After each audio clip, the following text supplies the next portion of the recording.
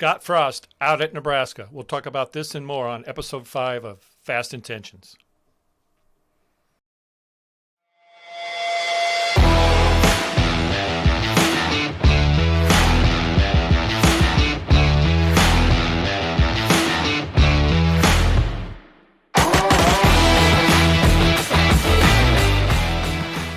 This is Todd here along with my co-host Nathan. How you doing today, Nathan?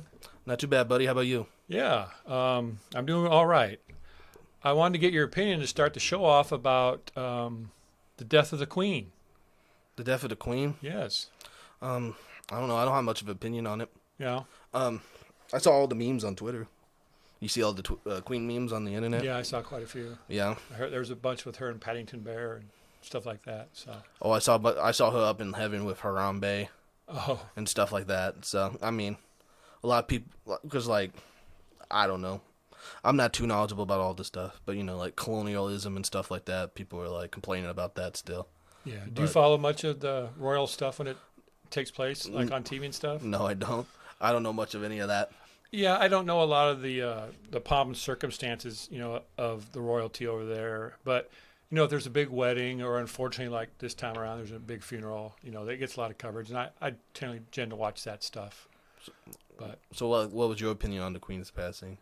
It was sad. One of my first thoughts was that was the only Queen that Paul McCartney's ever known.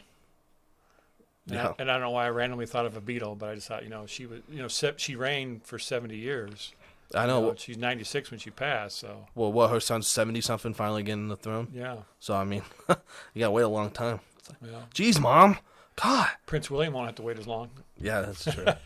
Come on, Mom. I want the throne. Jeez. Yeah. Hang around all these damn years. Yeah. Can't you use the spray in there, Mom, when you come out of the throne? Oh, not that. No. Oh, wrong throne? Yeah, the wrong throne. Oh, okay. No, yeah, but I saw mostly jokes about it on Twitter, to be honest. So, but I mean, it's still sad to see someone pass away.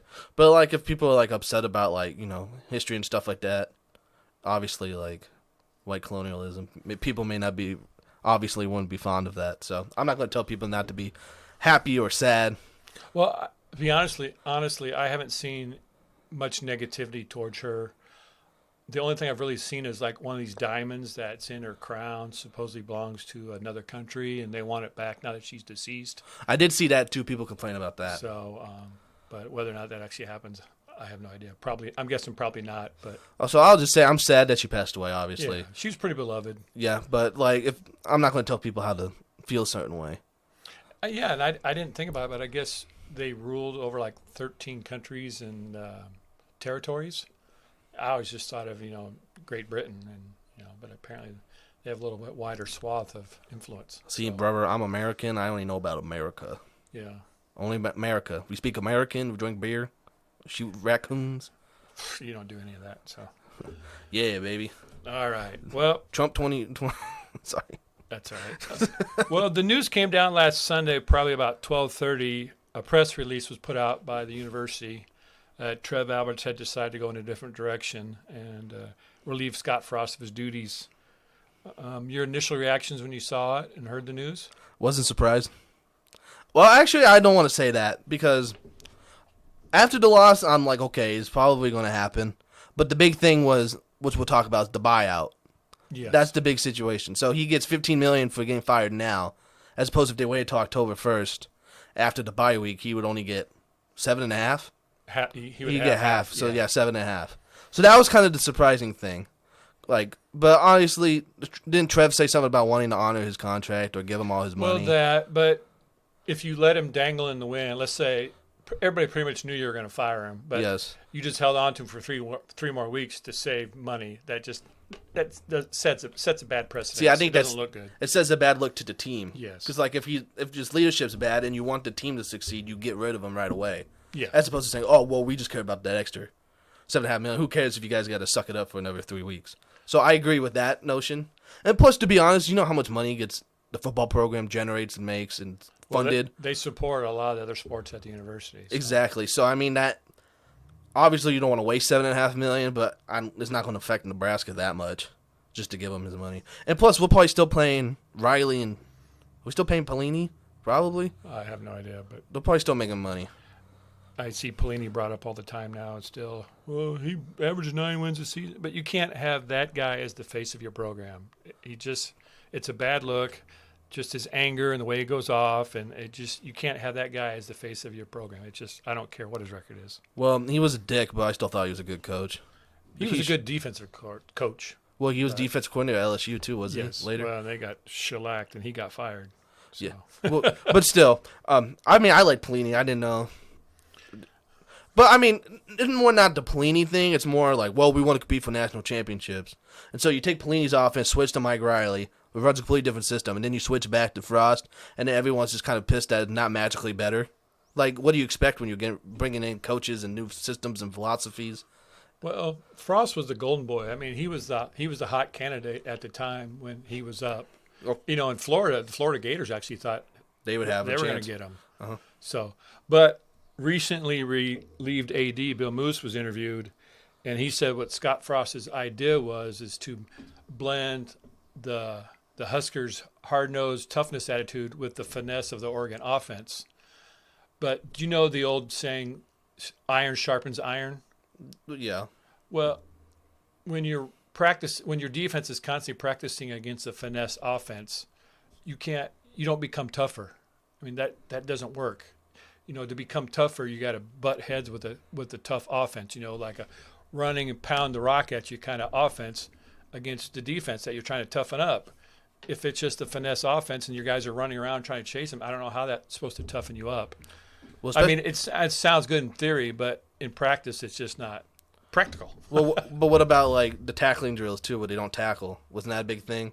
Who was it someone after the game said, well, it's hard to adjust when you're used to tagging people for 4 years in practice as opposed to like hitting people. Well, their philosophy at the beginning of the year was that they felt like they were tiring down as the season went on, so they thought if they tackled less during the preseason, that the guys would stay fresher for the game. But you have to practice tackling. Tackling's form and technique, and you gotta do that stuff. You gotta hit people. If you don't hit anybody all preseason, and then all of a sudden the first game you're getting smacked in the mouth by somebody, it's a shock to the system.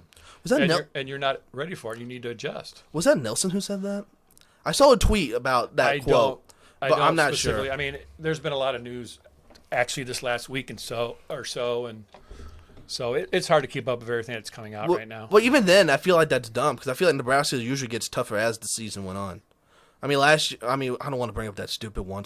Every time, Scott Frost is blah, blah, blah in one score game. I'm tired of hearing that stat. But they were competitive with everyone. That first year, they were 0-5, 0-6, and then they were like super good. Super competitive the last. So you're like, oh, well, this is the beginning of it. It feels like they're always off to these terrible starts But it just sucks because it was just the dumb mistakes last year that screwed us or like undisciplinedness, which is like you don't want to blame Frost for that because there's a lot on the players. But the fact that's constantly happened for 4 years, you kind of have to put some blame towards them. And then the defense looked so good last year, and then for it to come in and just suck. Well, they had a lot of fifth-year seniors, guys that came back, to use their COVID red shirts. And so, they're really young, and they thought they had a pretty good depth because a lot of the guys that are here now had played behind those other guys last year. But, you lose some of that leadership. Garrett Nelson's trying, but, everybody has to buy in. And we'll see in the next couple of weeks, what transpires. Did you get a chance to see Trev's press conference? Thank you. I was going to say interview, but that wasn't right. No, press conference. No, I actually didn't watch it. Oh, okay. Well, I thought he came off pretty good. He made sure that, Scott wasn't, put down or looked bad down upon because things didn't work. He tried to give him, credit, and, he really said he made the change because he felt like he owed it to the fans and the players. They had 9 games left, and he wanted the players to feel like they were trying to do something to, get them over the hump and maybe, help them get victories. And he just felt like maybe a new voice in the locker room would be, be helpful. Well, I actually agree with that, but I did lie. I heard part of it because Joel Klatt did a thing about it on Fox Sports on their YouTube, and he had like a quote from it where Trev was talking about Scott and how I don't remember exactly what it said, but the way he phrased it made it seem like Trev didn't want to fire him, which we all don't think he did. Because we'll say it again, everyone in Nebraska wanted this to work. No one wanted to see Scott Frost fail or fired. Well, I guess I shouldn't say or fired, because I think it got to the point where he probably had to go. But everyone wanted it to work. No one wanted. Oh, definitely. I mean, so the homegrown kid coming back to lead, his alma mater. I mean, who wouldn't want that? And everybody expected it to work. They figured, if there was a guy to make this program get back to the level it was at, it would be him. Yeah. Oh, someone on the Big Noon Kickoff on Fox, he said the Scott Frost hire wasn't just like a home run. It was like a World Series Game 7 home run walk-off. It's what the Scott Frost thing was, and then how it just came crashing and burning. No one just expected it at all. Yeah. You hear rumors now that he wasn't very disciplined, or he let stuff go. He would show up late to practices. I've heard that. He was taking advice from former players that might not necessarily be good advice. And so I think he just bought into a lot of things that probably weren't wise. And the thing about being detail-oriented is, as Trev had said previously, the details is what leads to winning. You got to cover all those small details. And I'll give you a quick example of something like that. I used to coach my daughter's softball team, and we were in a playoff game, and we had runners at second and third, and we were down, and it was the last thing we were trying to catch up. Well, a couple players came around, and we scored. We were getting closer. And so I was telling the girls, if the ball's hit back to the pitcher, take a few steps off third base and either make her look at you to run you back, and then she might not get out at first, or wait till she turns to throw the ball to first and then take off and, go home. Well, I told that to a couple girls. Well, it got around to another girl got to third base, and she was one of our older players. And so I didn't even consider telling her, because I figured, well, she'll know. Well, the next batter hit the ball right to the pitcher, and this girl just takes off right for home, and she was an easy out dead duck at home plate, and I was just like, oh. But I didn't take care of all the details, and I should have. But I assumed, things were known, and that's basically the same thing. You got to make sure that you tell people, hey, this is what we're doing. This is our strategy. This is how things are going to go. You got to cover all your bases. Yeah, it was those two things, and then also, it was on the Fox Sports show again. Someone was talking about, he said it was the late to practices, it was the not organized, listening to former players, like people that didn't know, taking their advice, kind of getting off. And they also say he was very impulsive with his play calling. Yeah, I saw that where they said he would jump in and suggest plays that maybe they hadn't even really practiced that week. Yeah. So, and a good example of that was Northwestern game, the onside kick. Well, because you say that all the time. You're like, it just feels like he just comes in and has to say something.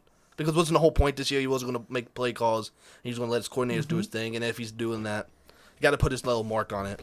Well, sometimes coaches feel like they have to show how smart they are, or how creative they are, instead of just letting the game come to them. And 75% of the time, basic football will win you a game if you have the better athletes, which Nebraska probably did in all 4 games. Well, not yesterday's game, but the first 3 games.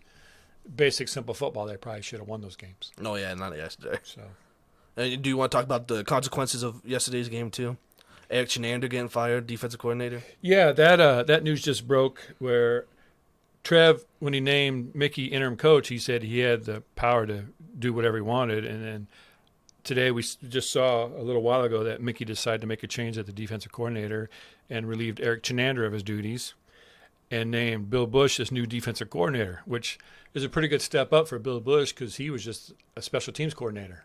And now he's leading the defense. So that makes me wonder about the other defensive coaches that are on the staff. Why wouldn't you elevate one of those guys? Because several of them have quite a bit of experience, like Mike Dawson and Barrett Rood, ex-Nebraska linebacker, All-American. So it'll be interesting. And I'm assuming there might be another change or two coming. But what they do, the only problem is when they elevate these guys, they have to fill in their positions with graduate assistants. And so I don't know, how much you're going to put on a graduate assistant to help lead your program. But every time you do this, you have to elevate another one. So, well, I think it's good Mickey's making changes. Because, they have a list of potential head coaching candidates for the job. Yeah, we can talk about a couple of those guys if you want. It's so early in the process, though, that I don't know if it would do any good. Yeah, there's a few names. But There's a few names, but I mean, this is Mickey Joseph's chance to audition for it. I mean, he's basically the head coach now, so this is his chance to win it over. So I think it's good he's making changes, doing things he wants to do. yeah, my hope is he came from LSU, so my hope is he's bringing like an SEC mentality to the program, and hard-nosed, tough, go get after the opponent, play fast, play physical. That's what I'm hoping. And that was one of the disappointments with Scott Frost to me is the toughness and the hard mentality that he had as a player just didn't translate to the team when he coached. Because Jason Peter and Jay Foreman tell stories about practice when Scott transferred back here from Stanford. They would just beat him up in practice. They would go after him, take late shots, knock him around, and he would just stay in there and keep coming back for more. And then when he actually played, he would get out there and run over guys and drop his shoulder, and he didn't take any guff, from defensive players. But I just never really saw that mentality that he has as a player translate to the team as a coach. And as we talked about a little bit earlier with the team, they're a reflection of your coach. And it for whatever reason didn't translate, and I don't know if that's because he wanted to use that Oregon finesse mentality that he learned under Chip Kelly when he was there or what. But like I said, iron sharpens iron, and you can't have a finesse offense practicing against a hard-nosed defense because it just doesn't work. So did you want to talk about any coaching candidates? There was a few names I saw. It was talk about Matt Campbell a lot. Matt Campbell is the clear number one choice to the national media. He's at Iowa State. I mean, he doesn't have a sterling record, but he's done a lot there. Reese Davis, I listened to his podcast earlier last week, and he said Matt Campbell would be his clear and away number one choice to lead the Nebraska program. And in the Big 12, now that you have Oklahoma and Texas leaving, I mean, it's not really the place to be. No, and then you could step up to the Big 10. And you got UCLA and USC coming in, and Nebraska can offer way more money than Iowa State can, honestly. Okay, and then everyone started with Mark Stoops from Kentucky.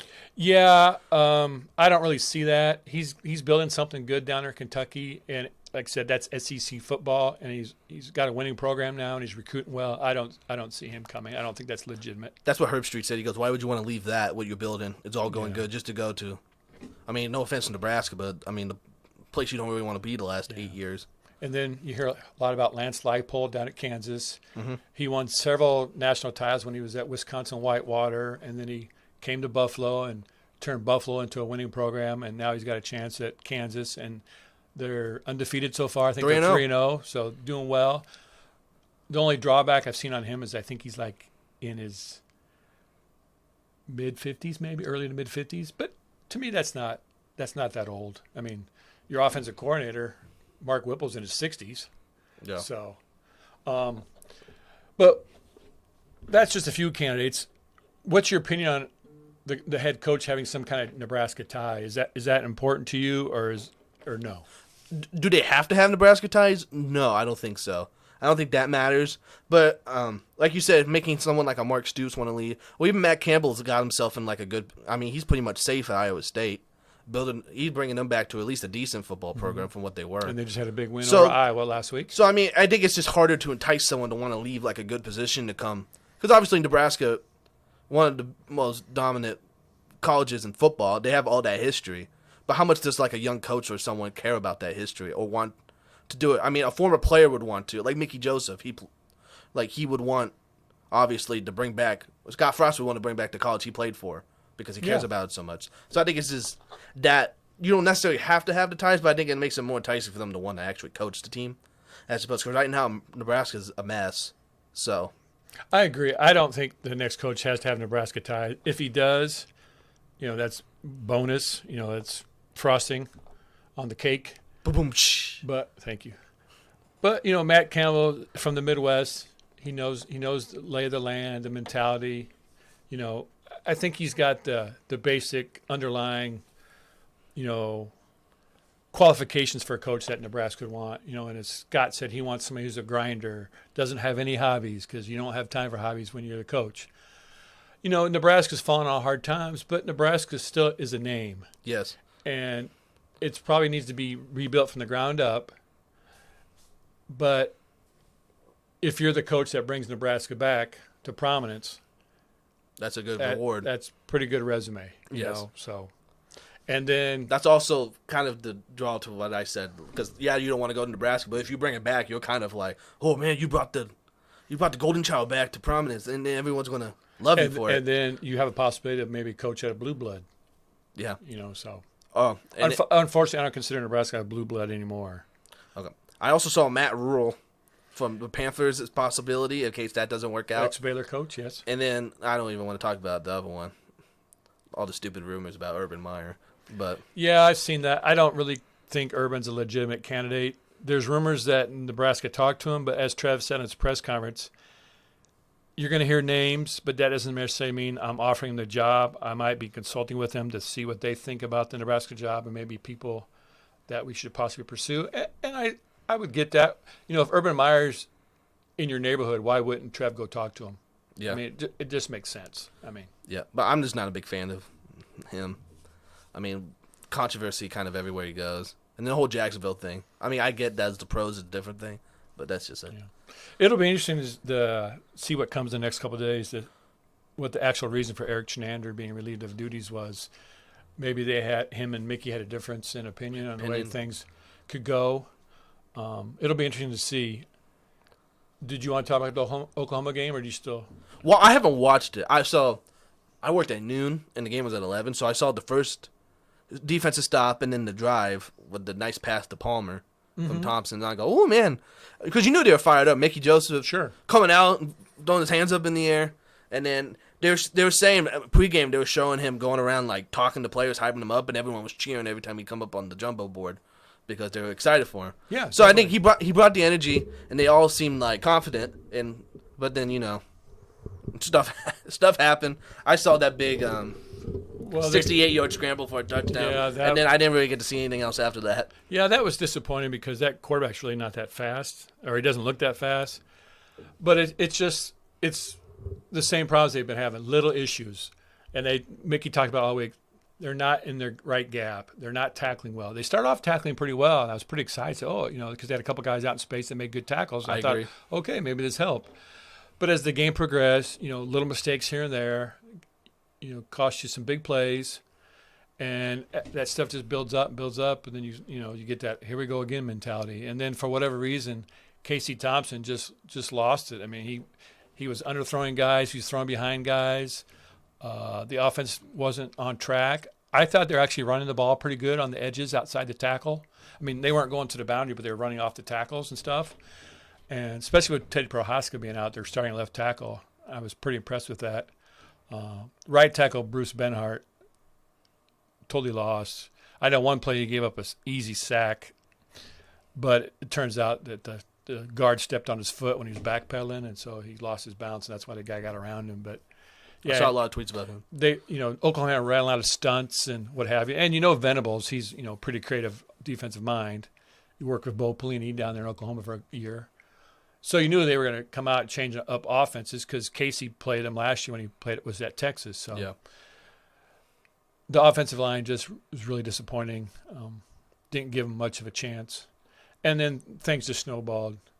Play here, play there, a nice catch, a drop pass, or, getting stuffed at line of scrimmage and Nebraska's punting, and then Oklahoma just got on a roll, and it was just snowballed from there. And, you were wondering if Nebraska was even going to score again.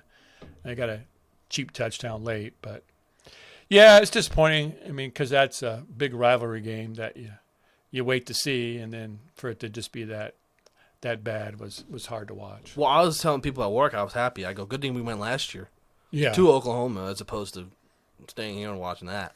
At least that game last year was good. Yeah, there was a couple of plays where they blocked the field goal attempt, ran that all the way like for a touchdown. I'm like, oh, geez. Oh, the 2-point conversion, yeah. Yeah, so. But I don't know. We'll keep our eyes open. Sounds like there might be some more things coming down the pipe.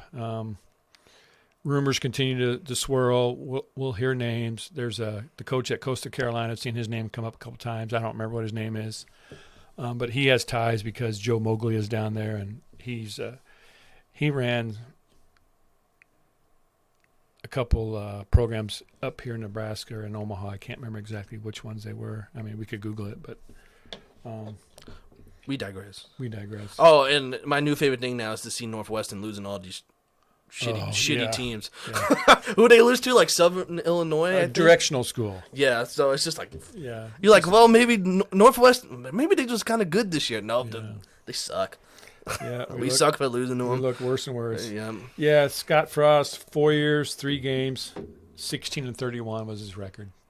Yeah. So didn't think that would happen. Yeah. Once they lost that last game, I thought it's inevitable that he's going to get fired. But like you, I wasn't expecting it to be that week.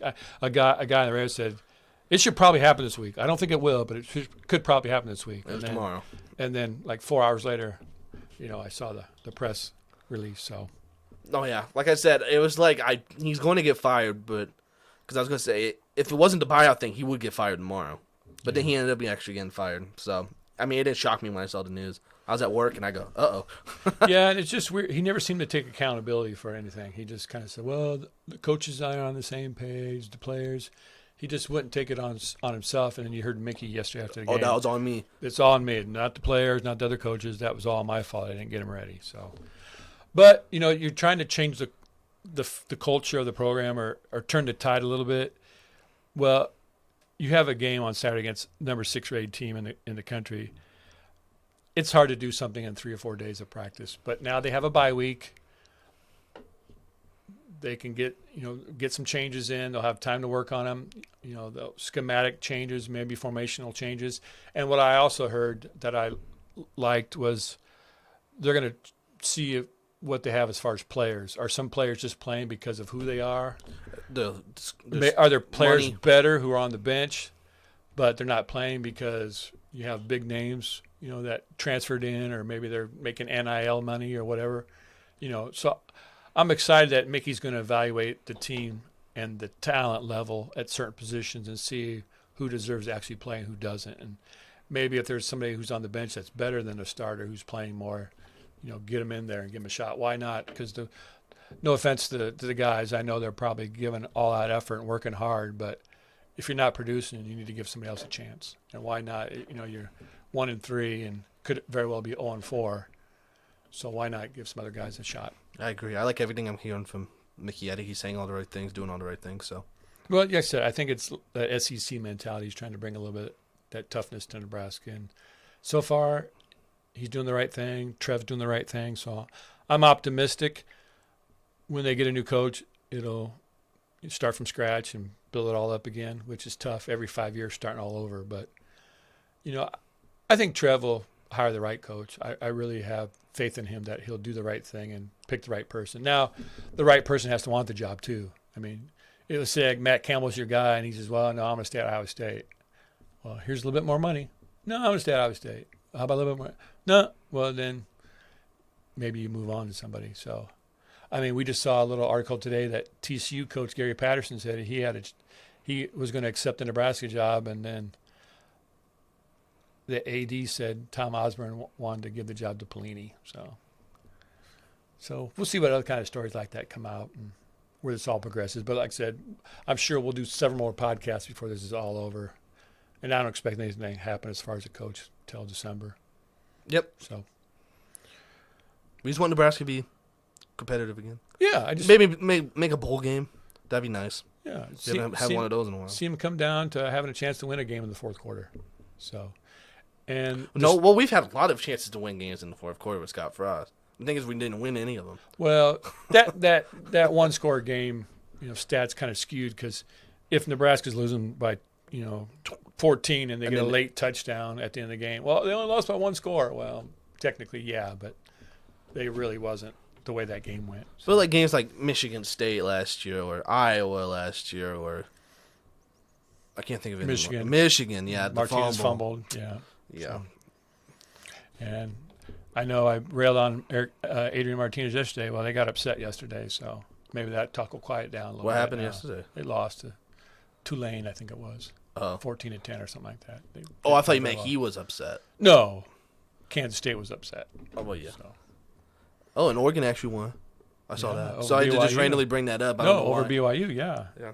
I skipped that game when I was making my picks. I wasn't sure how that was going to turn out. Spencer Rattler got his butt kicked by. Yeah, I'm not. I haven't been a big fan of him since he was on that documentary. You can just tell he wasn't very mature. And What documentary? I don't know. they had a documentary several years ago, and I can't remember the name of it, but they followed like 3 high school quarterbacks around, and then he supposedly got injured in the playoffs, so he couldn't play, so his backup play. Well, it turned out he had accepted money or something, and so he was actually suspended, but they made up a story that he was injured, so it wouldn't get out there. But all right, looking forward to how this all progresses.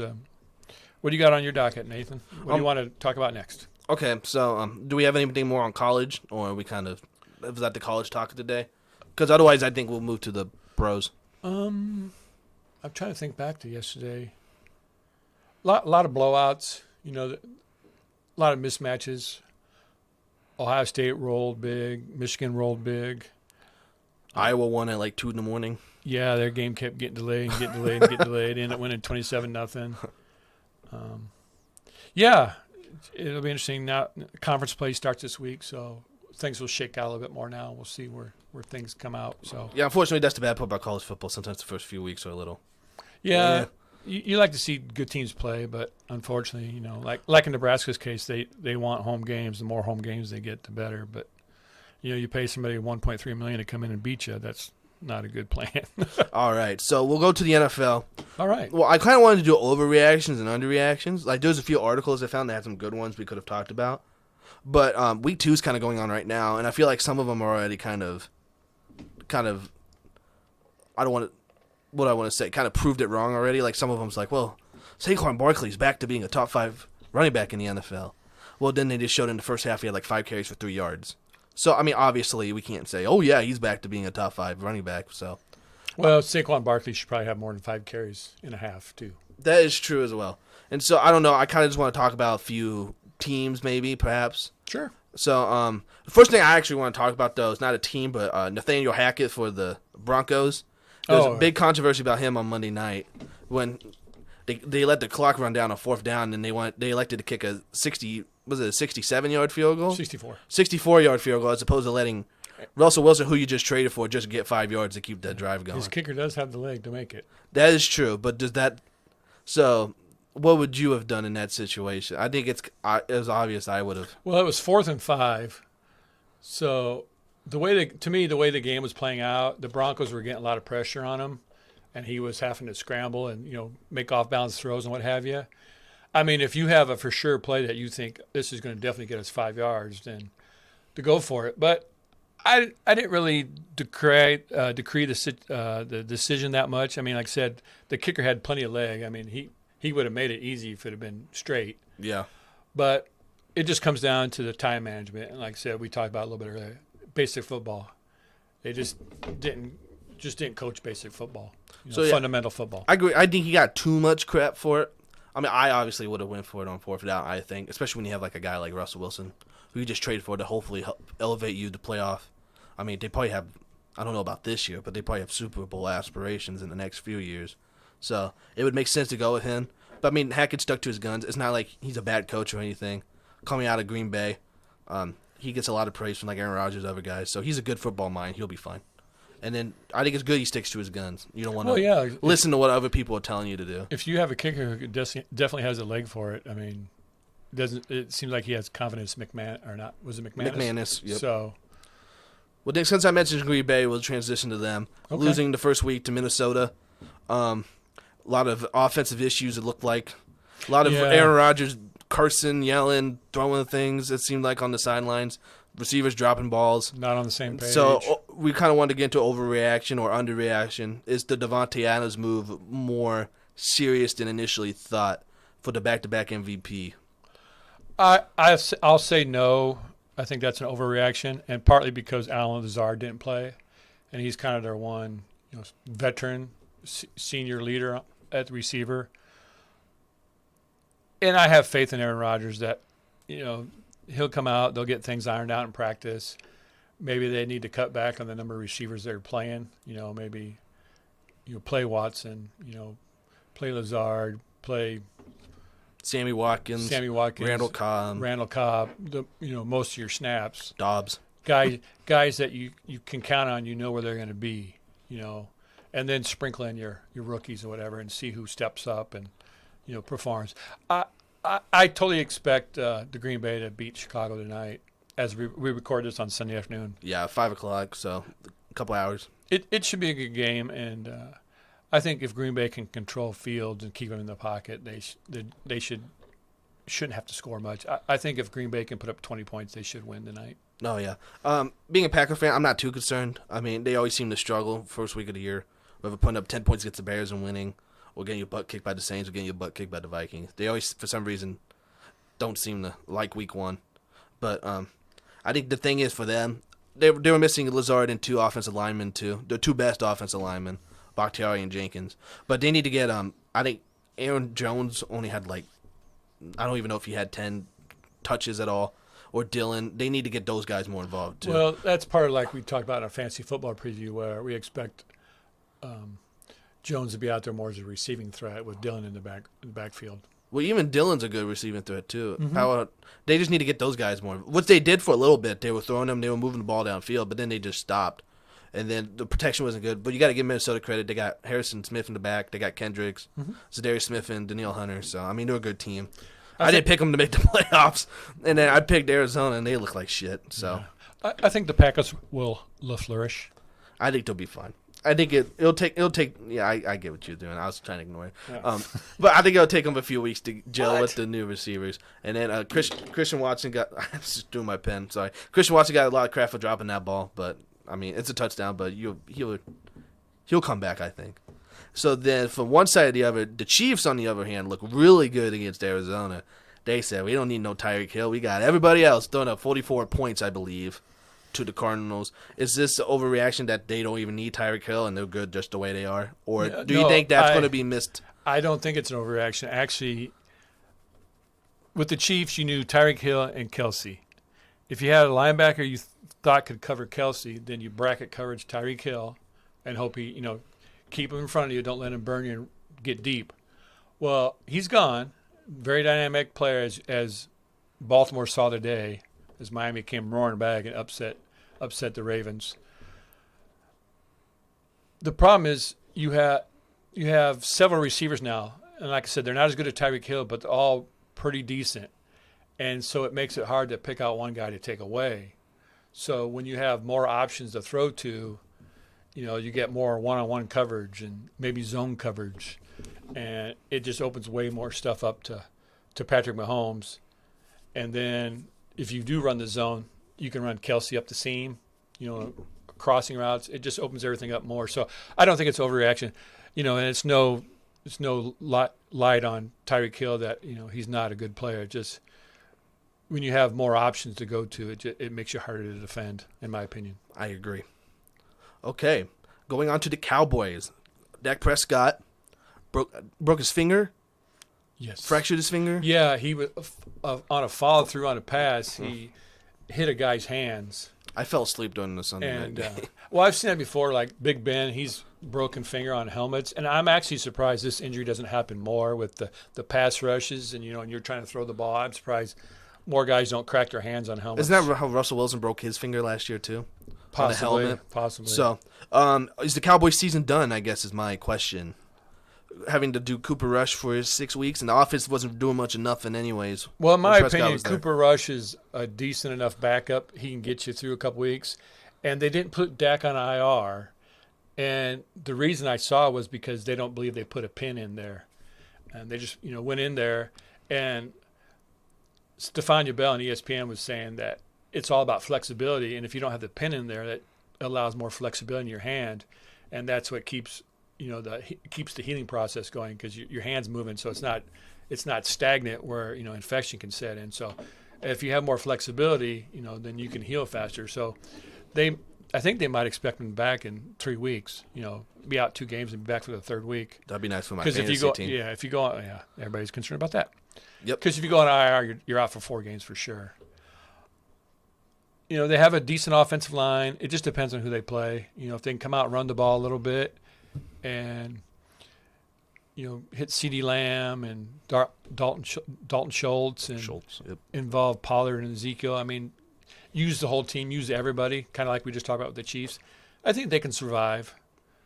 I mean, I'm not sure what the schedule. I think they're playing the Bengals today, and I think last time we looked, they were up by about 10 points or so. The win is 17-6 currently.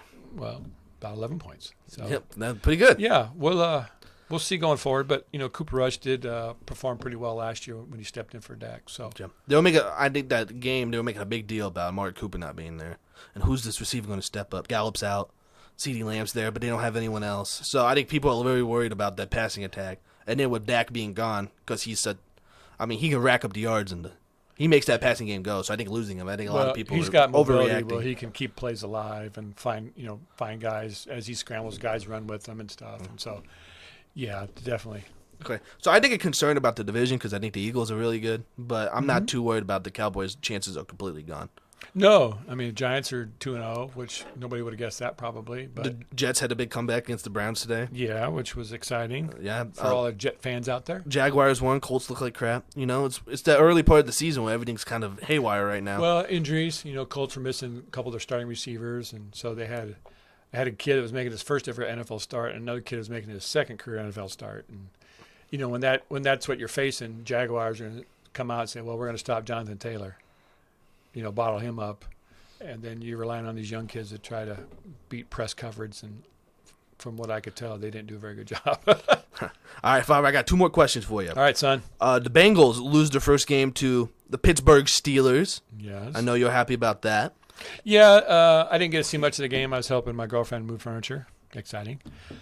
But, Woo! they won the turnover battle 5-0, and when you do that, you should win. But even so, I mean, they had to go to overtime and get a late kick to win it. I personally think Chris Boswell is the most accurate kicker in the NFL. I know you were arguing Justin Tucker. Well, okay, I wasn't the accuracy, but I still think he's the best kicker. Well, the stats prove that Boswell is the most accurate kicker in the NFL right now. I feel like they say it about everyone, though. Remember, it was like Dan Bailey's the most accurate kicker in NFL history. Justin Tucker's the most accurate kicker in I don't NFL think history. anybody's ever said that about Dan Bailey. No, I swear they always brought up that point on Fox. Joe Buck said it like 50 times. Joe Buck. I forgot what my point was. Chris Boswell's really Oh, good. the Steelers. Yeah. They lost today to the Patriots, who I thought they would beat. Defense, a little shaky without T.J. Watt. They didn't get much pressure. They played a lot of zone coverage, and the Patriots just ran guys through the middle of the zone and wide open. Offense is a little limited. Trubisky's likes to take the check downs. He's real. We talked about today. His throws are real accurate, but he throws into a lot of tries to throw in a lot of tight windows and coverage, and balls get knocked away. Balls are picked. But his offensive line's doing him no favors, which is disappointing because they went out and signed a couple free agent guys or signed one free agent and then traded for a couple guys. But, I mean, these aren't top of the line offensive linemen they're trading for. I mean, they're going and trying to get, versatile linemen that'll play more than one position so they can move them around if need be. But you need to find if you can find a guard that's like, well, hold his own, then get the guard. Don't get me a guy who can play guard, tackle, and center who's maybe the third string guy on some team. That's why they're trading him. I mean, that does you no good. So we'll see going forward, and it's tough because then Najee can't get going. So still made some athletic plays today, ran over some guys, jumped over a couple guys. He's got a foot issue that he's dealing with. So I didn't have high hopes for the Steelers this year. I'm hoping maybe 500 for them or a little bit over. So to me, we're 1-1, but I expected the win to come over New England and the loss to come to Cincinnati. But As opposed to the other way around. Yeah, but so. Okay, so and then we have the Thursday night game against the Browns, which I think they're very capable of winning. Okay, so back to my question. Oh, I'm sorry. This was about the Bengals. So they lost to the They lost to the Steelers. They'll be fine. They came out all super hyped up, defending AFC champions. Pittsburgh's coming to town, who they hate with a passion. And they came out and thought, well, we're just going to come out here and run over them because they beat them twice last year. They just made us thought with all the improvements made this year, they were going to try to come out and make a statement. And T. Higgins got hurt, so that kind of limited their offensive potential. But, like I said, they were down, and they came back and took the game to overtime. So I was happy they lost, but I don't have any real concerns with the Bengals. I think that offensive firepower is still there. It's beholden to the defense to step up and help them out. until they find their footing. But I have no concerns about the Bengals. I think they'll be a playoff team. Cool. I didn't even have to ask you. Boom. You answered it for me. And the last one. Bills are the clear favorite to win the AFC after steamrolling the LA Rams the first week. I thought that going into the season, but as you said, the Chiefs are rolling right now. And I actually thought the Chargers would give them a game, and they were until Hebert or Herbert, however you want to say it, Hebert. if you're French or not. But, through that pick six at the goal line, I mean, if Chargers score there, a whole different game, and maybe they win. But the guy runs it back 98 yards for a touchdown, and then, Chargers playing catch-up the rest of the game, and time ran out. Hey, Justin Herbert's a tough son of a bitch, too, with those ribs. He is. So, I mean, I'm not too... And I picked the Chargers to win the division, too. So I mean, that doesn't lessen my stock on the Charger. I think they're competitive. Chiefs are... You're from good stock. Well, I obviously... Yeah, thank you. Well, I obviously think the Bills are going to win the AFC. I've said this for 4 years, probably 3 years. So, well, I think this is their year, but the AFC is still loaded. There's still if the AFC Championship's in Buffalo, I think they have a good chance. And speaking of Buffalo, you and I will be traveling up to Buffalo here in a few weeks, and we're going to see them live in action against my beloved Pittsburgh Steelers. Yeah. So looking forward to that. Yeah, it couldn't have been the week Green Bay plays them later. No, who'd want to see that? Well, yeah. And then we're also going to go see Nebraska face Rutgers. Yeah. We're hoping to see Scott Frost, but... I was hoping to see Eric Chenander, but I guess we're not doing either one of those. We're going to see Mickey Joseph, so... Yeah. Hopefully they get some shit figured out by then. Yeah. Okay, so that was enough of my overreaction, underreaction from the NFL. You had some stuff about the Lamar Jackson contract situation. Yeah, Lamar wanted to try to have a deal reached by the time the season started, or he wasn't going to negotiate during the season. And obviously they didn't come to a deal. But Chris Mortensen came out with a report, and apparently Lamar rejected a 6-year, $133 million fully guaranteed deal. How much does that add up to? A lot. It eclipsed the contract that Russell Wilson signed and Kyler Murray signed. But apparently, according to sources, Lamar Jackson was using the Deshaun Watson contract as a barometer. And Deshaun signed a $230 million fully guaranteed contract, which means he gets all that money. And he's not playing until week 12. So that's the baseline. So they decided not to negotiate during the season. But in my opinion, that puts the organization at a disadvantage. If Lamar has a bad season, he's not going to negotiate his contract to take less money. But if he comes out and has a miraculous season, what can the Ravens say, about, well, you didn't do this or this, so we don't think you deserve this much money. And the fact is, every new quarterback contract that comes up, well, it's every position, matter of fact. They'll break the record. It's always the next highest paid player. And we talked about this a while back. Russell Wilson just signed the highest deal. And I don't think Russell Wilson's the best quarterback in the NFL by a long shot. I didn't have him in my top 10. I mean, he might be top 10 by the time the year's over, but to me, shouldn't be the highest paid player. So. Well, I think he's in the top 10. Which you had him in your my top list. 10. So. I had him 7th, I think. Yeah. Well, okay, so I don't blame Lamar Jackson for wanting to get his money, because to be honest, if the Ravens don't offer it, chances are someone else is going to offer it. So I mean, if the money is what's important, but I mean, I guess all I can say is this is his year to prove that he's worth the money, make the Ravens want to invest in him. I mean, he's a hell of a quarterback, but obviously coming off the injury last year. And then he had kind of a down year after his MVP season. I understand why the Ravens don't want to fully guarantee all that money right now. Well, I don't. But who would want to? Yeah, so I don't blame him. But I mean, I don't blame the guy for wanting to get paid, because I would say he's probably better than Deshaun Watson right now. We haven't seen Deshaun Watson in 3 years, and he's doing stupid crap off the field.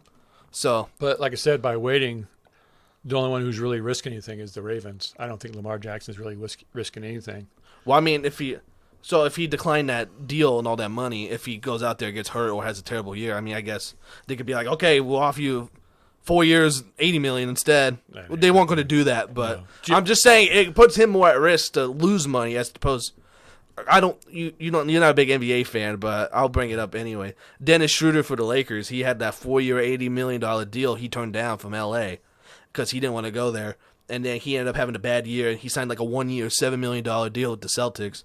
And then he just re-signed to the Lakers on like a 2-year something, like a little tiny money. He bet on himself, lost that $80 million, didn't have a good year, and now he's making like $1 million or something a year to go play for the Lakers again when he could have been there for $80 million. So, well, this situation. Have you ever seen the movie Mr. Deeds with Adam Sandler? no. Well, his like great uncle dies, and he's like the last living heir, and so they bring him there to get him to sign paperwork to give up, his inheritance or whatever. And, well, apparently the uncle owns a football team. Well, he's in there, and then some football player comes busting in, saying, "I want to renegotiate my contract. I'm getting screwed. What I'm playing for is for peanuts." And so the guy says, "Well, sorry, And Mr. Deeds, Adam Sandler, steps in. And he says, "Well, we're just gonna have to let you go then." He's like, "What?" He's like, "Well, you signed the contract for 6 years. It's only year 3 or whatever the details are. I mean, I could be misquoting that, but basically he says, and he says, well, I've outperformed my stats the last 2 years, so I should get more money." And so he says, well, if you had a bad year, should we negotiate for less money? And the guy's like, well, hell no. And he's like, well, then you've signed a contract, you should honor it. So that kind of makes me think of this situation, not that. That's what I'm saying. He's not going to sign for less money. All he can do is earn the fully guaranteed contract. So I'm sure they'll settle for something along the line. But the problem is Cleveland set the standard now, and the next guy wants to be Above it. And so it's just the way it's going to go. Well, I agree. I don't think he's going to necessarily take less money if he plays bad. But I think it's all in his right to want to play up to the money he wants and make them want to have to pay him. So, people feel bad for the teams, obviously, but at the same point, it's the players that have to commit. They're the ones that sign it. So, it should be up to them to ask for something, and if they don't want it, they can go somewhere else. Well, the way I see it, the players take the risk physically, the owners take all the risk financially. Because if you don't have a good product on the field, people aren't going to come, and then you're not making as much revenue, and then where do you find the money to pay these guys? Yeah, I know there's radio, and TV and advertising money that they get, which probably supports a lot more of the payroll than the actual fan. Like if you and I quit going there and say, well, we're going to miss their $150 every other week. That's not going to really make a big difference. But if everybody quits showing up, it's just, it'll make a difference. And that kind of goes back to the Nebraska thing, with the students leaving early and not showing up for the game. But unfortunately, a lot of these programs or leagues are all corporate based. So corporations that finance it all. Just a little guy like us really don't make that much of a difference. Yeah, it's good. The owners got enough money. Yeah, well, it's funny this is our 5th episode of doing this show, and it seems like basically the premise of everything is it comes down to money. Oh yeah, money makes the world go round. People who have the money make the rules. So. Yep. But yeah, I expect this deal to get done. What happens and how much he gets. Shout out Lamar. Go get your money, dude. Well, go get your money. I hope Pittsburgh doesn't help you earn it, but yeah, definitely. Yeah. Okay. So before we transition, I want to. Did you see the Brett Favre situation going on? The welfare scandal in Mississippi. I heard something about that. Yes. Okay. So the whole situation. There's like a welfare, like funds that meant to go help poor families are being. Not going towards that, they're going to different things. Well, Brett Favre's involved. They're being diverted? They're being diverted, yes. Oh. Brett Favre was involved in that. There was rumors that he took some welfare money to go fund a volleyball facility at Southern Mississippi, and his daughter played volleyball there at the time. And so, hold on, where are the exact numbers here? Let me pull it up. I have some stuff written down, but I don't have Brett Favre. So, is he not allowed to make contributions to the school himself? Well, so he was texting someone from the Community Education Center. Hold on, let me just get the article. Okay. Because I want to make sure I say this right. Because I don't see why he would need to divert funds. I would think he's pretty well off, and if he's allowed to donate funds to that school, why couldn't he pretty much build that facility all on his own with the money he has? So so he used millions of federal welfare dollars to pay for the new facility, but the money was used. It was supposed to help poor families, but he sought reassurance from a nonprofit that the money he would use from those grants wouldn't get found out, so he wouldn't be involved in it. So he texted some. I think she was the executive director of this nonprofit, Mississippi Community Education Center. He's asked if I were to pay, is there any way the media could find out? Was what he was quoted. Exactly. And so, That's not good. and apparently the governor at the time, Phil Bryant, was saying he was giving them ways to be able to like pay for it without like people knowing. And so, and then I think the state of Mississippi was suing him, saying he hasn't paid back all his money. But Brett Favre said he's paid back $1.1 million, all the money borrowed, but he still owes $220,000 in interest. What did he borrow money for? He didn't believe he returned the $1.1 million owed to him directly, but the state auditor claims he still owes $228,000 in interest. Oh. He behaved respectfully and everything, and there was nothing remarkable at the new release text. Welfare funds in question were part of an $86 million provided each year by the federal government to lift families out of poverty. Mississippi is the poorest state in the country. Yeah, that's not a good look.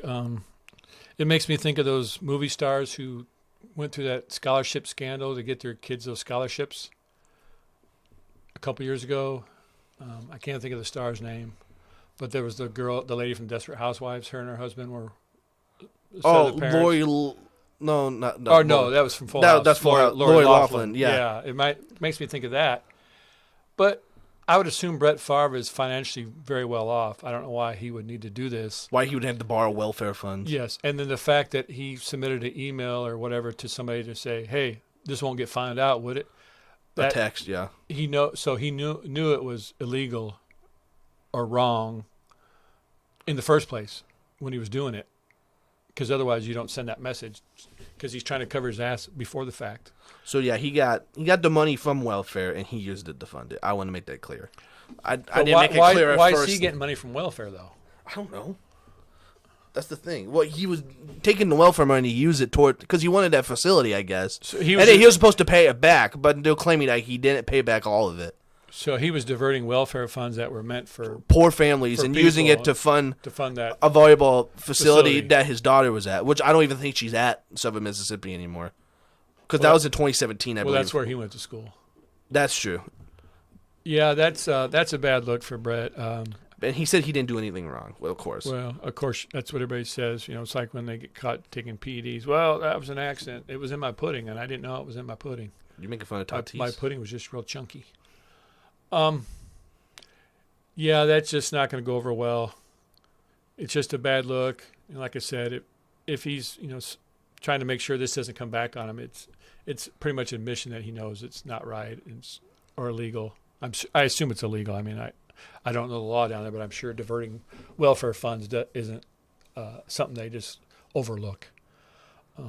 I've made no bones about it to people that know me that Brett Favre was my favorite non-Steeler player in NFL history, but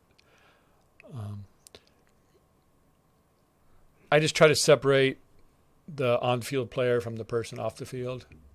Well, so if I'm supporting somebody, it doesn't mean that I agree with all their decisions off the field. I mean, and a lot of that can come back to those decisions or maybe political affiliations they have or what have you.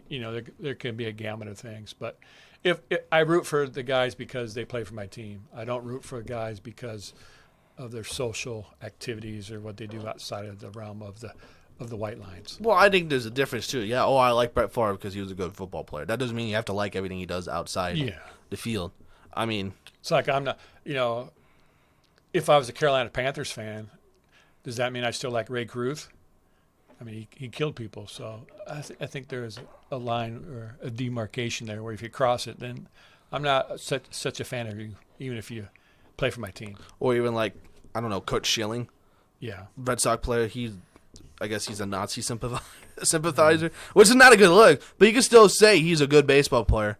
Because I would argue he still deserved to make the Hall of Fame. Yeah, probably. But because he can make the Hall of Fame, but you don't have to celebrate him necessarily. Because he's kind of a piece of POS. Well, it's different than like, the PED discussion or steroids like with Roger and Barry Bonds and stuff. Because what they did influence the way they performed. Well, him just being a dumbass doesn't influence the way he performs. So I would agree. And then Pete Rose. Yeah, that's a long discussion. But okay. Well, we're staying away from the MLB stuff. We're going to get to the next part because we're going to talk about people who are getting in trouble for being assholes. And that transitions to Robert Sarver, the majority owner of the Phoenix Suns. Oh, so if you haven't seen this story, he's like I say, he's the majority owner of the Suns and the Phoenix Mercury, the WNBA team too. Oh yes, I'm quite familiar with the WNBA. Yes, they're in the playoffs right now, aren't they? They're in the finals right now. Yeah, I think Game 3 just happened. Game 4 should be soon. I'll look it up while you read your. I believe the Aces are up 2-1 in the final WNBA finals. Okay, but he has been fined $10 million and he is suspended 1 year for the actions that he did for this says respect inappropriate workplace conduct. Actually, the Aces won today and they were up 3-1. Oh, they won today? I didn't know it was 78-71 over the Sun. Okay. Speaking of the Suns. Yeah, speaking of the Suns, there you go. Okay, so keywords in the NBA investigation about this. So it was sexual harassment and misconduct is what they said. Or workplace conduct. They said he had said the N-word at least 5 times. But they specified that it was when he was recounting statement of others. And I have an article here where he was complaining about Draymond Green someone getting a technical and Draymond Green not getting one, I believe is what it was. Yeah. And he says, well, why does Draymond Green get to say the word? Mm-hmm. And then instead of saying N-word, he said it in statement. And so his coach at the time was Earl Watson. And he said, dude, you can't say that. And he said, what? And then he said it again. So they said he would recount it multiple times. They also said he would make comments sex-related. They said he passed around a photo of his wife in a bikini and talked about oral sex things that they did. And they also said he would make inappropriate comments about the physical appearance of females, inappropriate physical conduct towards men, engage in harsh treatment. And that the investigation included interviews from 320 people and evaluation of over 80,000 documents. That's from Shams Charania of The Athletic. Good NBA source. So, and I think it's weird that he only got suspended 1 year and fined $10 million. Who cares? That's not nothing to him. Because people brought up the Donald Sterling thing from the Clippers from 2014 where he got banned for life and was forced to sell the team because he said he didn't like that his I think it was his girlfriend or his mistress or whatever. She didn't like that she was bringing black people to the Clipper games. So, obvious racism there. So, but I don't know what the difference is between that and this. Oh, maybe the fact that he didn't actually say the word out and he just... Well, I guess he actually did say the word. But he wasn't saying it himself. He was just quoting it from someone else. But if he's making, like, sexual harassment and to, like, female employees, because that investigation had like quotes from people saying, yeah, he was a piece of crap, I hated working for him. But then I think the actual owner of the Suns, he's the majority owner, okay, but like the actual owner, he said, well, I worked with him for 15 years and I hadn't had any issue with him. So I don't know what goes into making that a 1 year suspension as opposed to like a lifetime. Because what it sounds from the reports, it sounds like he's pretty messed up what he's saying and doing. Well, I have a feeling a lot of the follow-up and what ultimately ends up happening with him will depend on the reaction from the players on the Suns. Oh, that's also a good thing because Chris Paul tweeted something out, point guard for the Phoenix Suns. Because I remember Don Sterling's situation, a lot of the Clippers players were, saying, I'm not playing for this owner anymore. And they wore I'll sit out. They wore those T-shirts. Yeah, so, I mean, the players will have a lot of power in the eventual finality to this situation. So Chris Paul tweeted, like many others, I reviewed the report. I was and am horrified and disappointed by what I read. The conduct, especially towards women, is unacceptable and must never be repeated. I'm of the view that the sanctions fell short in truly addressing what we can all agree was atrocious behavior. My heart goes out to all the people that were affected, was all he tweeted. And then the face of the NBA, LeBron James, also had something to say about it. Because LeBron James is he is the man. And I also think the Players Association said they wanted him banned. Like the NBA Players Association. He said, this is LeBron. Read through the Sarver story a few times now. I got to be honest, our league definitely got this wrong. I don't need to explain why. Y'all read the stories and decide for yourself. I said it before and I'm going to say it again. There's no place in this league for that kind of behavior. I love this league and I deeply respect our leadership. But this isn't right. There's no place for misogyny, sexism, and racism in any workplace. Don't matter if you own the team or play for the team. We hold our league up as an example of our values, and this ain't it, is what he said. So now the controversy goes on Adam Silver to be able to explain why this is only a 1-year ban as opposed to a lifetime. Yeah, they'll have to be very transparent with their findings and why they made the decision that they made. Because, like I said, if they're not, and the players will speak out, the ramifications will fall in line. So. And then he claimed that conversation he had with Earl Watson about, we was talking about Draymond Green saying the N-word. He said he never said that. Some said on the foster environment in which the police felt, even once asking one woman whether he owned her to determine whether she worked for the Suns. Which is fucked up. Messed up, sorry. Deny using racial... I never called anyone or any group of people the N-word or referred to anyone or any group of people by the N-word, either verbally or in writing.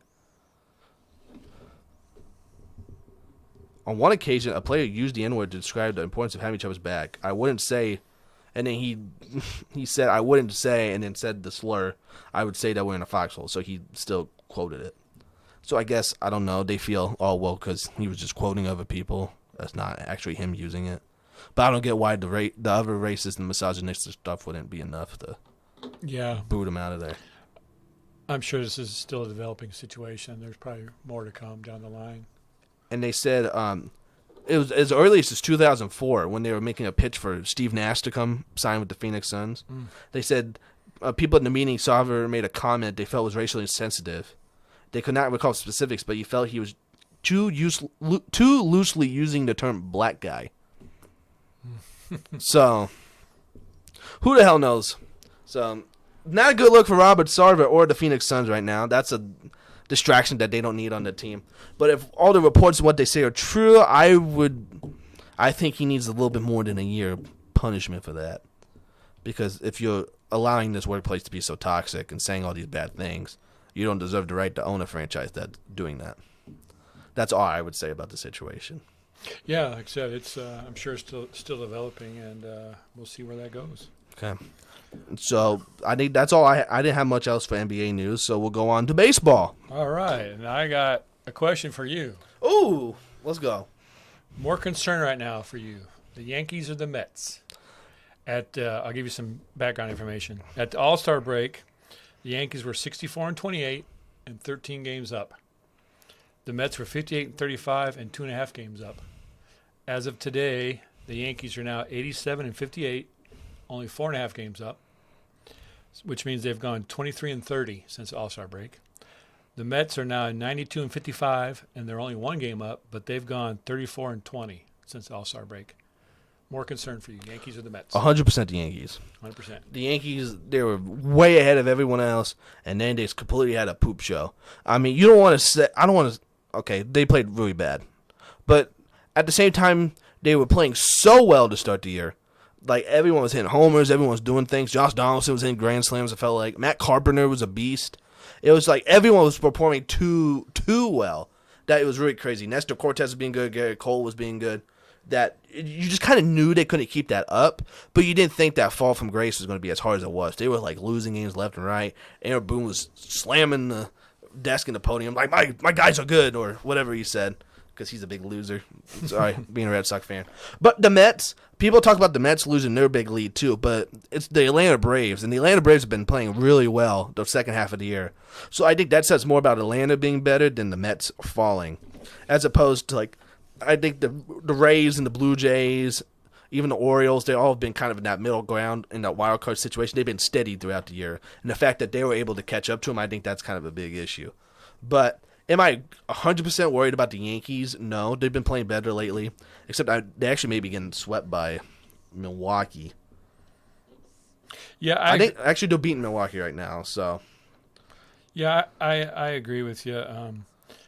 The Mets, like I said, they've 34-20 since the All-Star break, so that's still a very good record. Yes, and I think it's more a fact of the Atlanta Braves playing better than the Mets playing worse. And then I mean, it's not even like the Mets had like everyone healthy the whole year, anyways. Like they're getting DeGrom back. They said he faced 10 batters to start the game today. He struck out 8 of them. Like he's ridiculous. Max Scherzer is going to be ridiculous. Edwin Diaz has been amazing with the trumpet celebration, walking out on the field. He's been an all-star closer. I don't know. The Mets are good. Are they as good as the Yankees? Yeah, I would say so. I think so. I think their pitching and stuff are equal. Yeah, I would worry more about the Yankees because I did see after Benintendi got injured, they had, I think it was Aaron Hicks playing left field, and they pulled him in the fourth inning because he misplayed 2 balls in the outfield. And I can't recall ever seeing that where they pull a guy for defensive issues in the fourth inning of a game. Especially like Aaron Hicks, who's yeah. fairly. And then Harrison Bader was hurt, right? When they signed there, because he was playing in AAA. I don't know if that was on a rehab or what, but I'm not sure. But that's what they traded. Remember when we talked about Jordan Montgomery? Uh-huh. And it's like, oh, well, cool, you got this guy playing in AAA when you got Benintendi. So, see, I think that's just kind of a dumb thing. But, and then Clay Holmes was struggling a lot. He was ridiculous to start the year, and then he was kind of falling off. They're like, well, maybe Chapman's got to be the closer again. So, a lot of things going on, but I think the Yankees have enough talent to be okay. Do they have enough talent to go to the World Series? I don't know. Because Houston's playing really good. Seattle's had like one of the best records in the major leagues since like the second half of the year. They're playing really good. Toronto's still good. Tampa Bay playing a lot better. I saw something. They started the first all Latino starting 9. Oh, did they? I think that was on Roberto Clemente Day too. Oh, that's really cool. So all 9 of them were all of Latino descent. So that was really cool. Yeah. Yeah. So I mean, I think it's up in the air. I think the Astros are still favorites. And then in the West, the Dodgers have been ridiculous for like the last 2.5 months. I think I wouldn't be surprised if we saw the Astros and the Dodgers again, which I mean, I don't really the wanna Yankees see. just need to find their footing, get back a little bit on solid ground, get their pitching shored up, and they need to give Aaron Judge some help at the plate. So. Well, he's ridiculous. And then I actually had a question for you about that. I've been seeing that a lot lately. The Aaron Judge versus Ohtani debate for MVP. Oh. People have been tweeting about that. Do you know who Dallas Braden is? I think he's still. I don't know if he's not with Barstool Sports anymore, but he used to pitch for the Athletics. Yeah, he has like that big crazy beard. Yeah, I recognize the name. Well, he was talking about he thinks Ohtani's the MVP, and then a guy from Fox Sports, I think his name is Ben Verlander. He's been because he was on a trip in like the Tokyo Dome. Justin? I don't know. Oh. I don't know, but he works for Fox Sports and he has like a bunch of baseball stuff. They were talking about Ohtani's still the MVP because of what he's doing offensively and pitching. But then people like John Heyman have been reporting that Ohtani's amazing what he's doing, but Aaron Judge is so historically good that he's by far and away the MVP because potentially breaking Maris's record and all the stats that he's putting up. What's Judge's actual batting average? I think he's above 300. Is he above 300? Because they were talking about him being in the Triple Crown conversation for the American League. And then Paul Goldschmidt was in the conversation for that in the National League, too, if we're talking about National League. Yeah, he's MVP. had a nice bounce-back season. Yeah, Paul Goldschmidt, one of the most underrated players. Even when he was putting up ridiculous numbers with the Diamondbacks, no one ever talked about him. I did think I saw the other day that Ohtani's 12-8 and with like a 2.55 ERA on the mound. See, that's what the issue was. Oh, there's a report 8 hours ago. Ohtani said I'm having a better season this year. So this was before today's game because he had 2 more homers. He's hitting 312 with 57 homers and 123 RBI. Sorry to cut you off. Yeah, he's leading the league in RBIs. I saw. Yep.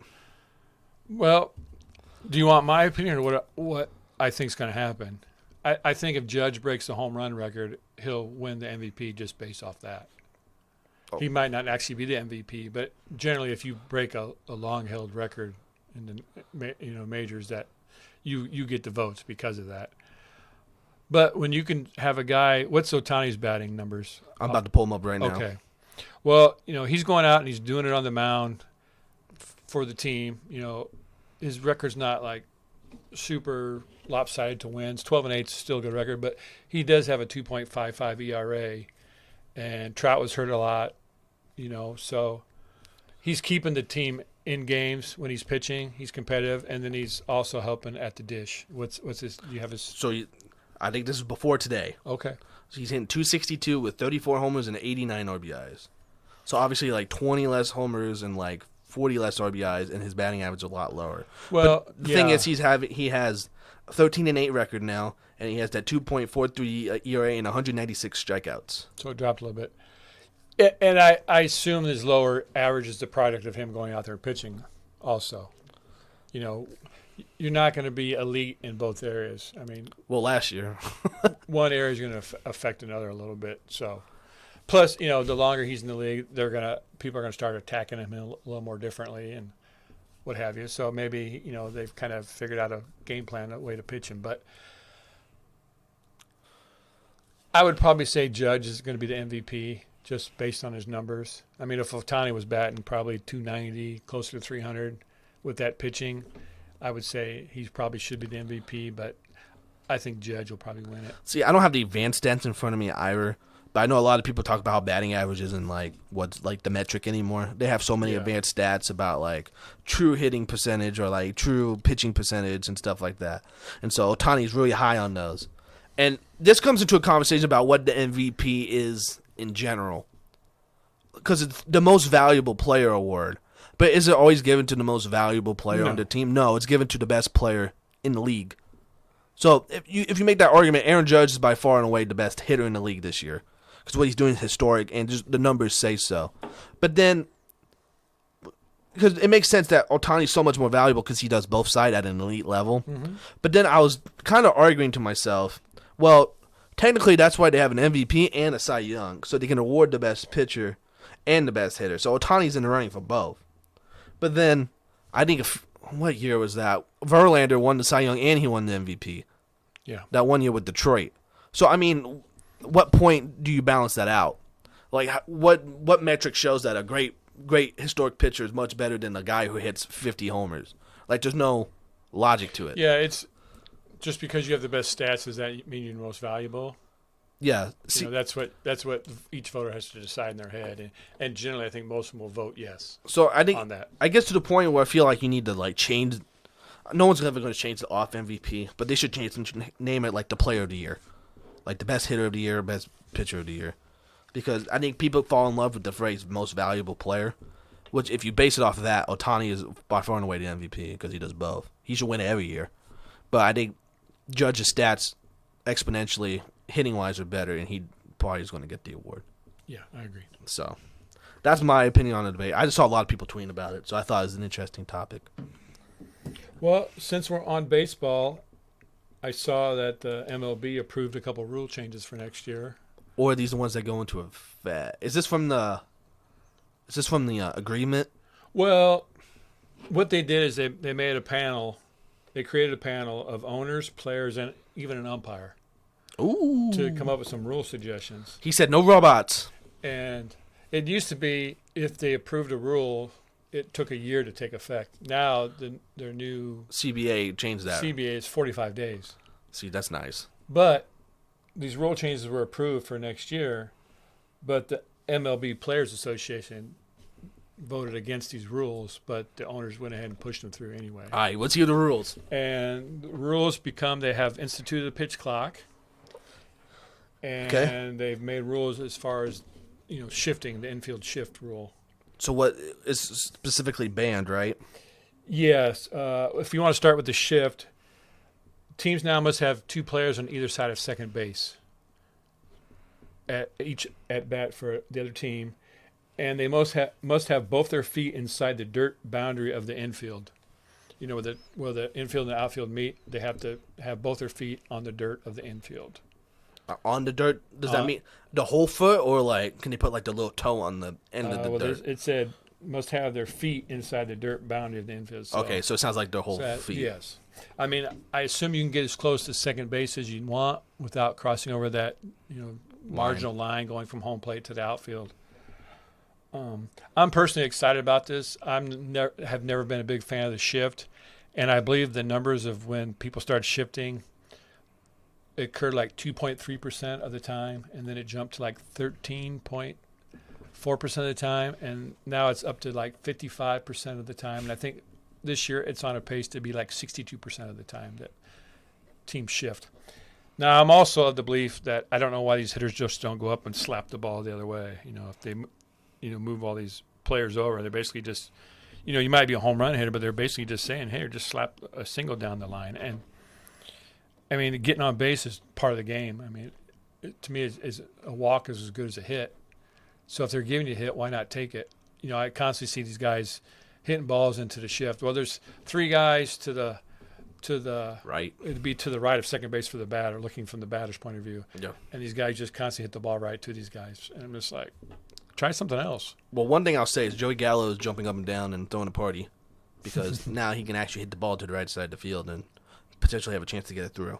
Well, to that point, I mean, it's probably hard as hell to still hit a baseball and want it to hit it that way, especially a guy like Joey Gallo because he's either going to hit it and it's going to go that way or he's striking out. But I don't mean. So, what's your opinion? Are you happy about it? I'm very happy that they've outlawed the shift. Like, why? Because I know you're not a big fan of it because you think it's dumb. But I'm okay with it. But if they want to put all their guys over there, why don't they? I mean, I don't know why it has to be. Because I guess the main issue I would have with it, because it takes away the positions of the game. Like, shortstop's not a shortstop anymore. Or a third baseman's not a third baseman. But, I mean, if they want to put all their guys over there, just let them do it. Well, and speaking of that, you're not allowed to switch either. Like, if you have a third baseman, you can't put him over to play second base because you think he's a better fielder. When a guy's up, your third baseman has to stay at third base. You can't just switch guys' positions While they're on the field. to get around the shift itself. So that's another small piece of that rule. So, well, what's that have to do? Because maybe your shortstop's your best fielder. Well, since he can't go to the other side of second base, and you're pretty sure the guy's going to pull the ball. A left-hander here is going to pull the ball to the right side. Well, maybe you'll be inclined to put him over at second base and put your second baseman over at shortstop for that batter. Well, you can't do that. Well, shortstop has to stay at shortstop. Sorry, as part of this new rule. Well, they have defensive substitutions too. They switch positions of guys. Mm-hmm. So is that all together being? I don't know the depths of that. I just read the documentation of the rule change, and it said, there's no switching of positions for the fielders. Okay, because I was going to say that's weird because, the left fielder's now playing right, and then they brought in some other guy that's going to play left. So if they're not allowed to switch like that, couldn't they just be like, oh, well, I want my second baseman to feed the third baseman, and then after the play's over, I want to switch them back now. Yeah, I would probably say the rule is you can't switch your position per batter. Probably. So. You can't. Yeah. And then the other rule is they implemented is the pitch clock. Now, they've been working with the pitch clock in the minor leagues for several years, and it has actually sped up the game time. I've heard it's been very successful. I'm a baseball fan. I have been for a long time. The pace of play doesn't really bother me. I mean, if you're really a baseball fan, that just comes with the game, as you learned it and grew up with it. I think it's the casual fan where, gosh, I don't want to be here for 4 hours and it's just boring. And then they stand around while you wait for the guy to pitch the ball or whatever. Well, I think real baseball fans or true baseball fans don't mind it. But I can see they're trying to mind the future baseball fans. They want to, grow the game, and all sports do. You want to grow the game so you're building fans for your future, so they'll continue to come and, then they'll have kids that are fans of your sport and because I think a lot of your fandom of sports comes because I had fandom of the sports, and you saw it. And so then I would take you to games and we'd share those experiences. So, sorry. But anyway, you have 15 seconds to be on the mound and throw a pitch with no runners on base. And if there's runners on base, you have 20 seconds. Pitchers can step off the rubber or throw to a base twice per batter. See, that's the weird thing about that. If there's, I don't even think he's on a team anymore, but Billy Hamilton's over there on first base. You're gonna want to throw it over to him more than twice because you want to keep him close. So I think that's kind of because he's like, oh, well, you threw it twice. I'm gonna just lead out Favre now. Yeah, we'll get to that because you're right. We'll get to that. But basically, you have 30 seconds between batters, and the batter has to be in the box with 9 seconds to go. Otherwise, it's a strike. If the batter breaks the rule, it's a strike on him, or if the pitcher breaks the rule, it's a ball on the batter. I actually kind of like that. So, but yeah, that's their big argument is it's going to increase stolen bases, and they think maybe baseball thinks that'll add more excitement to the game. Because if you can only throw over to a base twice, let's say your example, Billy Hamilton's on, who was a fast player at one time. Fast son of a bitch. Well, once you've thrown over twice, he can get as big a lead as he want because you can't throw over there. He's over there standing next to second base. Yeah, And not to mention, they've increased the base sizes. The base size went from 15 inches square to 18 inches square now. Okay, so I'm not totally against that rule because I feel Well, like that'll cut down on some injuries. See, what I was under impression was they were going to do like a safety base, like at first, like they do in the girls' softball or the kids' baseball. Yeah, Lily. Where there's like that orange part on the outfield side of the line to avoid people getting stepped on or broken ankles or gouged ankles or whatever. But apparently they're going to increase the size of all the bases. So here you have a base stealer that you can only throw over to try to, shorten his lead twice. And then he's got more room. But now then he's got a few more. He's got like 2 inches more at first base plus 2 inches more at second base. And a lot of these plays where these guys are throwing out are bang, bang. I mean, they're like real close. Well, now you're giving the base runner that much more, and it doesn't seem like much, an inch here, an inch there. But it'll make a big difference for a lot of these guys who are base stealers. Now, base stealing is kind of a lost art. I mean, when I was young and watching the Royals and they had Vince Coleman and, Willie Wilson, these guys wouldn't be uncommon for a guy to get 100 bases in a stolen year or stolen bases in a year. But now I think the league leader has 34. So I think this rule and these rules are definitely going to bring the element of stolen bases back into the game and might put a little more emphasis on speed rather than power going forward. So, the game might become more evolved into the whole game instead of just, trying to muscle up and hit the ball over the fence like it's kind of become now. Yeah. So, yeah, the stolen base thing's kind of weird. Or the throwing over thing's weird because I think that gives a lot of advantage to the runner, which kind of stinks for the pitchers. But, I mean, I was against the pitch clock at first, too, because I'm like, well, it's baseball. I don't care. But then at the same time, if it's the casual person, shoot, there's Red Sox-Yankee games that last like 5 hours. And even I'll sit there like, oh, my God, this game's still going on. Just hurry up. So I think in the long run, I'll grow to appreciate it. And I know a lot of pitchers are like, well, man, that's stupid. I think they'll adjust to it. They'll be fine. I think the only bad thing about that is I think people like to change their pace. Sometimes they like to throw fast. Sometimes they like to keep the hitter off balance. Well, you can't do that anymore. If the hitter can be there until 9 seconds, or it can be out, he has to be in the box by 9 seconds. You said. Well, there's a 30-second pitch clock or clock, not pitch clock. There's a 30-second clock between batters, and then he has to be in there. So once that starts, he's got to be in the box with 9 seconds to go. So that doesn't give him a whole lot of time to change how fast he wants to throw it or how slow he throws. Well, they're on deck and they, getting their bat all, fixed up with whatever tar or whatever they want, sandpaper or whatever, whatever they're doing over there with their batting gloves or whatever. And then once that guy's on base or called out, that pitch clock starts and he's got 20 seconds to get up there. I mean, that's. Oh, is this in between batters? Between batters. Oh, I was thinking that this was in between pitches. Sorry. No, that's between 20 batters. That's 30 seconds. 30 seconds. Okay, and then 20 seconds per. Between pitches. Okay. But still, that kind of with runners on, it's 15 with nobody on. Yeah. So so I guess the hitter just stays in the box. Well, they're supposed to be staying in the box now. That's the rule where they're supposed to keep at least 1 foot in the box, but they still wander out. So there's no spitting in the hands or twisting the. You know how. Well, you can. People as long as you technically you're staying in the box. They sit out there and do that for 40 seconds. Yeah, it's just like if you have a pitcher that's pitching pretty dominant, it's just a way to kind of break his rhythm and slow him down. Like you said, if there's a pitcher who likes to work fast, like Brady Singer from the Royals, he likes to work at a pretty good pace. Well, if he's pitching really well and the batting team is struggling, then they like to step out on him or take a little bit longer or whatever, just kind of throw his timing off. Is basically and that's all baseball is really. The pitcher trying to throw off the batter's timing and the batter's trying to throw off the pitcher's timing so they can get something to hit. That is a good point, though. I didn't think of it like that because I was thinking, well, the pitcher's going to – he can't slow down. You can't quick pitch someone. But if the batter can't do that, too, I mean, I guess that kind of makes it like an even playing field. Mm-hmm. At the end of the day, I'm actually okay with it. Even because I didn't – like I said, I didn't like it at first. But if it makes the game quicker, I think that's for the better for, people watching it or future fans watching it, because even that second base and extra inning rule, I'm still not a big fan of it. No, I don't like that either. But I think it adds different strategy to it, and I actually don't mind it as much as I used to. Well, I believe that's supposed to be going away too now, because I think they just implemented it because they got a late start on the season this year, so they kept it in. But I think that's supposed to be going away as well. Well, I haven't researched it, but that was my understanding at the beginning of the year. It was only brought back again for the rest of this year. Or even if it's going to make the game faster too, You don't need the guy on second base to make it faster if they're going 20 seconds per. Well, to me, I associate that with kids little league softball, baseball, and I'm like, well, these are professional athletes. You don't need to, bonus runners. I mean, that just. Well, I don't know if that's not necessarily for the players. I think that's more for the fans.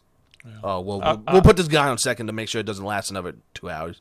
Speaking of fans, I'm not a fan of that rule either. So. Okay. And the only last thing I'll say on this deal is I wish it would have been something that they would have implemented unanimously as a group with the players, the owners, and the umpire, instead of just the owners pushing it through. But Baseball can't agree on nothing. And also just to point out, even though the players voted against this, I don't think they necessarily voted against it because of the actual rules. There were some underlying issues that they weren't happy with, so that's why they voted against it. So.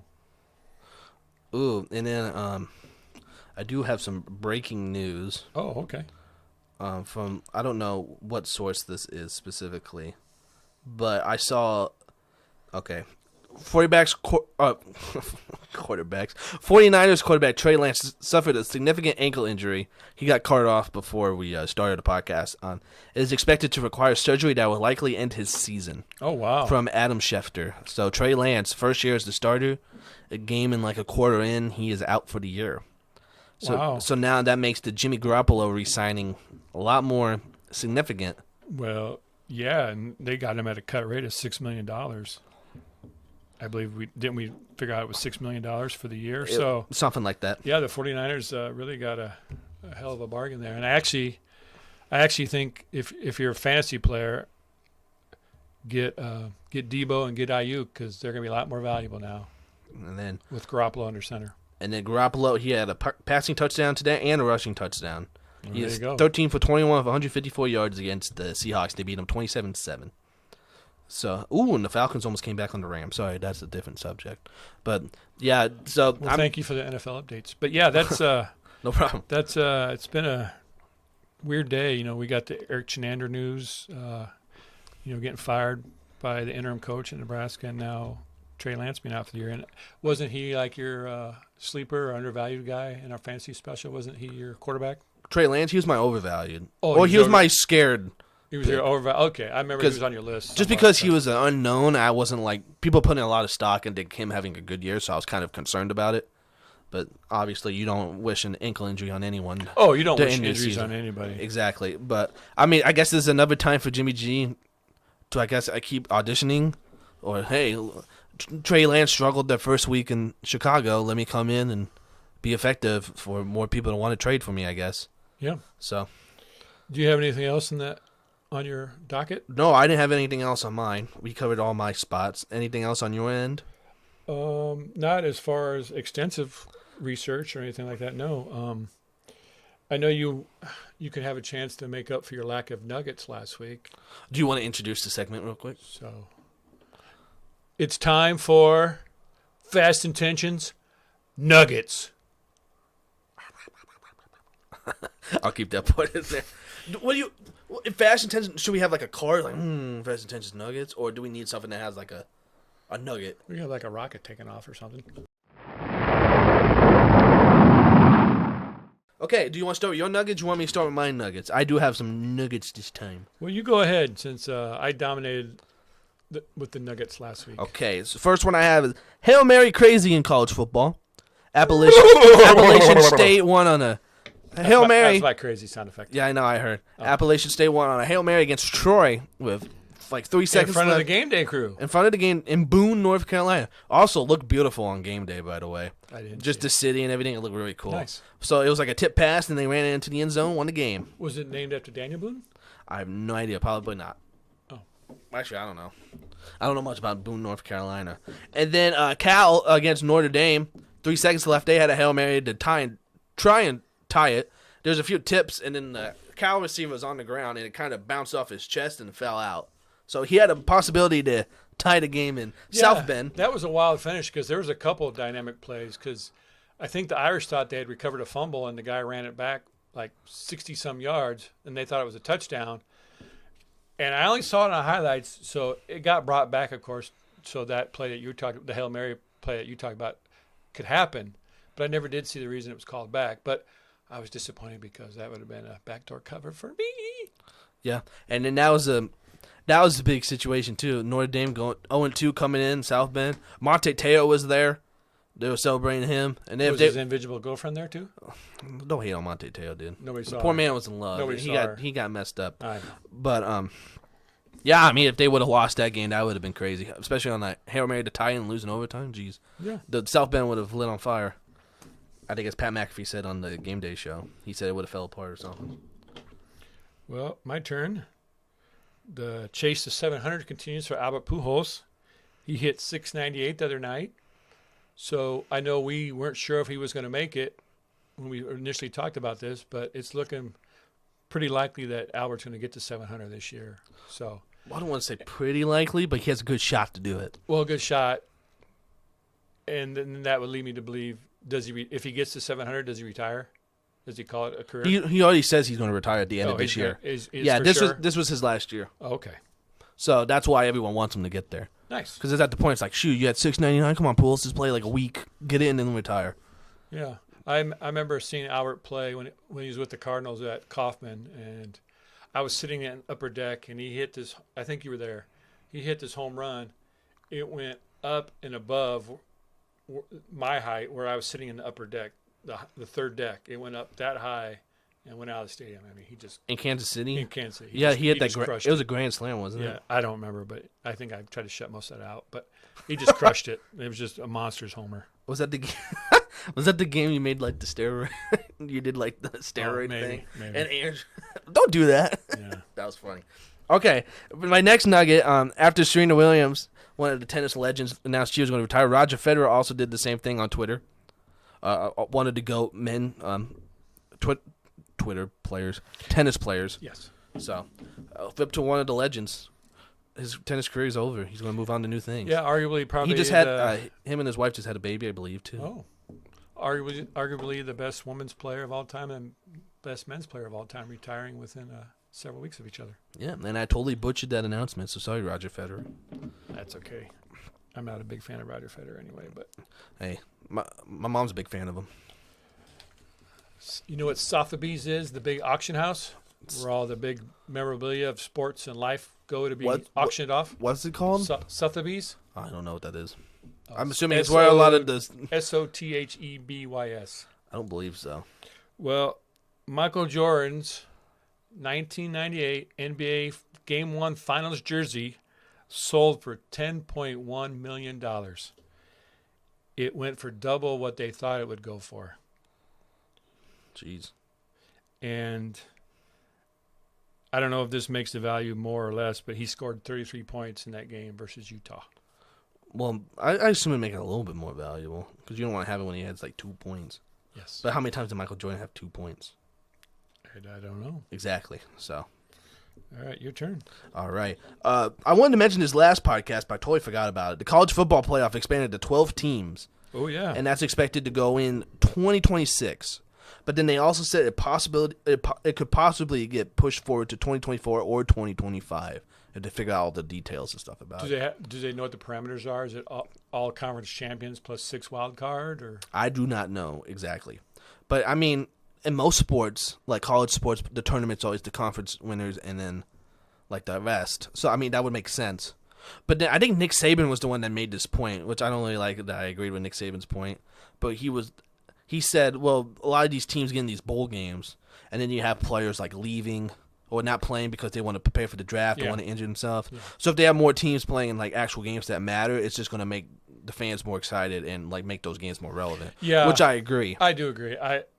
There were several players last year that opted out of bowl games because, like you said, they didn't want to. They were worried about getting injured in a game that really didn't mean that much, and we're thinking of themselves now instead of the team. But well, all respect to them. If they're planning on going in the NFL, I don't blame them for not wanting to injure themselves or put that potentially at risk. But what about your teammates who you battled side by side with for all these weeks?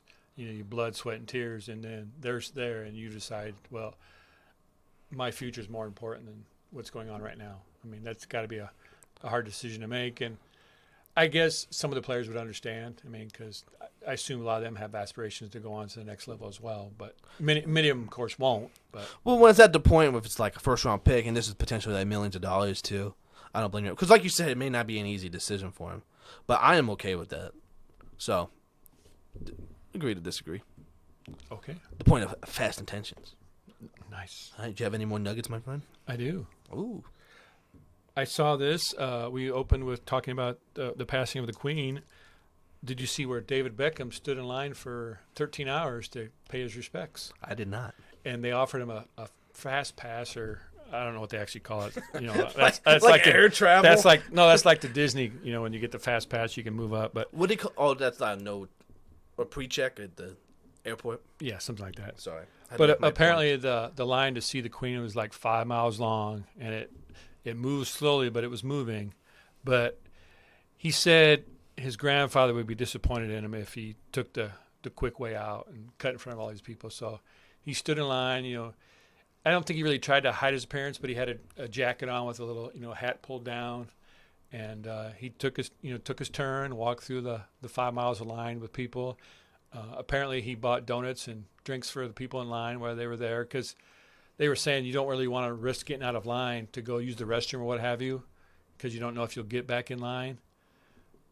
So, real nice gesture, and it was nice of him to do that, to pay respects to the Queen, his Queen, So, props to David Beckham for, not doing what probably a lot of athletes would have done, take advantage of their position in life. And so that was really cool to see.